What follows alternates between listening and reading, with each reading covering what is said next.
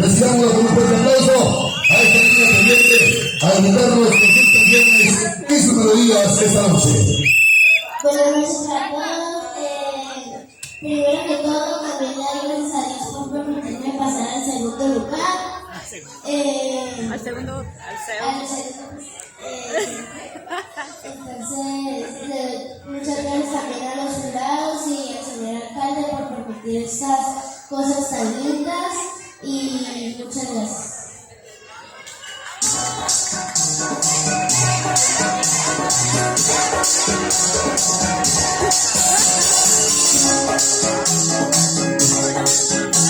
Animen, animen.